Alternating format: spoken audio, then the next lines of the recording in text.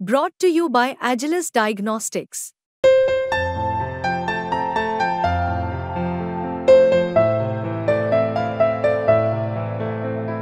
Agilus Diagnostics.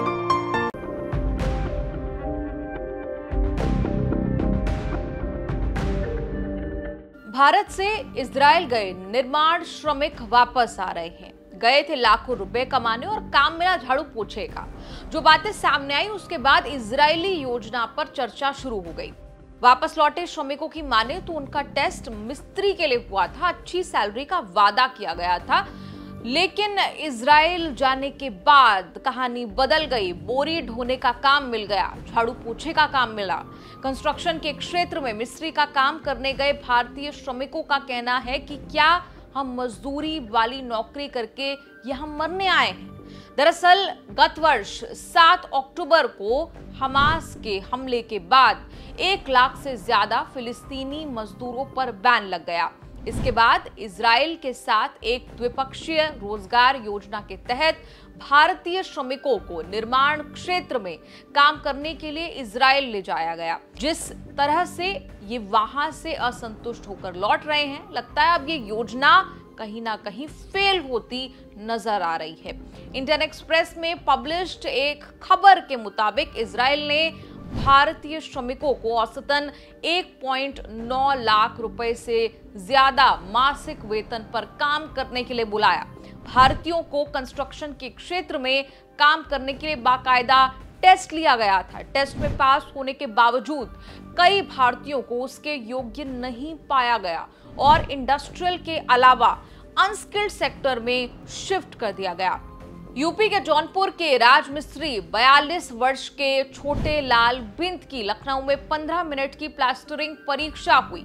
परीक्षा पास करने के बाद वो जुलाई में कंस्ट्रक्शन साइट पर काम करने के लिए इजराइल पहुंचे। वहां छोटे लाल का चीनी फोरमैन के साथ विवाद हो गया। इसे लेकर 12 दिनों के बाद उन्हें नौकरी से निकाल दिया गया। उन्हें जेरूसलम के पास एक कॉस्मेटिक फैक्ट्री में 800 रुपए प्रति घंटे की दर से क्लीनर की नौकरी दी गई। छोटे लाल ने कहा कि वो इजराइल क्लीनर की नौकरी करने नहीं आए थे। ऐसे ही 45 साल के यूपी के मऊ के वीनानाथ गुप्ता को भी लखनऊ में स्किल टेस्ट पास करने के बाद इजराइल में निर्माण कार्य के लिए चुना गया। वो अप्रैल में वहां पहुंचे, अलग अलग शहरों में उन्हें ले जाया गया। उन्होंने कहा, मुझे ये भी नहीं पता था कि मैं अब कहाँ हूँ, ये तेल अवीव के पास कहीं है। मैं एक मजदूर के रूप में काम कर रहा हूँ, भार ढो रहा हूँ। ऐसे ही 44 साल के बिहार के सिवान के बढ़ई अमरेश मदेशिया ने लखनऊ में कौशल परीक्षा पास की। इन्हें भी इजराइल भेजा गया। वहां तेल अवीव के पास 8 हफ्ते तक मजदूर के रूप में काम कराया गया। उनके लिए भाषा एक समस्या थी, उन्हें झाड़ू पोछा लगाना पड़ता था, सीमेंट की बोरियां और लोहे के सरिये ढोने पड़ते थे। अमरेश ने कहा कि क्या मैं मजदूरी वाली नौकरी करने और मरने आया हूं? यही सोचकर पिछले महीने वो वापस लौट आए। इजरायली दूतावास के आंकड़ों के मुताबिक 2 चैनल से श्रमिकों की भर्ती की गई थी। प्रत्येक चैनल से लगभग 5000 श्रमिकों की भर्ती की गई। इसमें पहला चैनल राष्ट्रीय कौशल विकास निगम यानी कि NSDC द्वारा संचालित सरकार से सरकार G2G और दूसरा विदेश मंत्रालय की देखरेख में निजी एजेंसियों के जरिए व्यवसाय से व्यवसाय, जिसे आप B2B के नाम से जानते हैं, वो है। इसमें NSDC ने पहले दौर में फ्रेमवर्क निर्माण, आयरन बेडिंग के लिए 3000 श्रमिकों को और प्लास्टरिंग के अलावा सिरेमिक टाइलिंग के लिए 2000 श्रमिकों की भर्ती के लिए टेस्ट किया। इसके लिए हरियाणा, यूपी, तेलंगाना में 3 राउंड टेस्ट जो है वो लिया गया।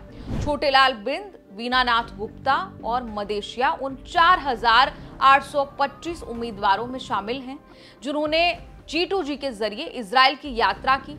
इजराइल में निर्माण उद्योग में विदेशी रोजगार एजेंसियों के संघ के अध्यक्ष एल्दाद निस्जन के मुताबिक जब B2B श्रमिकों का पहला बैच आया तो रिजल्ट अच्छे थे। वहीं मई तक G2G के तहत श्रमिक आए, वो अनुपयुक्त साबित हुए।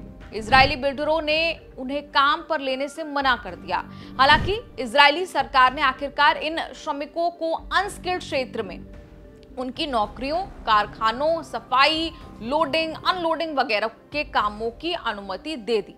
इजरायली अधिकारियों के मुताबिक यहाँ के बिल्डरों को पता नहीं था कि कौन B2B से आया है, कौन G2G से आया है। वो अकुशल श्रमिकों को देखकर घबरा गए और भारतीय श्रमिकों की बजाय चीनी और उज़्बेक श्रमिकों को लाने के लिए कहने लगे। अधिकारियों का कहना है कि G2G मार्ग से आए श्रमिकों के पास निर्माण क्षेत्र में काम का अनुभव नहीं था। कोई खेती करके तो कोई बाल काटने जैसे कामों से आया था। कुछ को तो हथौड़ा भी पकड़ना नहीं आता था। मुंबई स्थित भर्ती कंपनी प्रोटेक इंजीनियरिंग के कार्यकारी निदेशक विशाल मेहरा ने कहा कि G2G श्रमिकों के वहां जाकर फेल हो जाने के बाद ठेकेदारों और ग्राहकों ने इस साल मई के बाद से 2000 से ज्यादा भारतीय श्रमिकों के वीजा और अनुबंध रद्द कर दिए हैं। G2G में फल विक्रेता और रिक्शा चालक भी इजराइल पहुंच गए। इसका असर B2B श्रमिकों पर भी पड़ा। हमारी कंपनी ने 900 श्रमिकों को भेजा है। अभी हमारे पास 400 से 500 और चयनित हैं जो जाने का इंतजार कर रहे हैं। इस रिपोर्ट पर आप अपनी राय जरूर रखें, कमेंट्स में अपनी राय लिखिए और देखते रहिए न्यूज़ तक।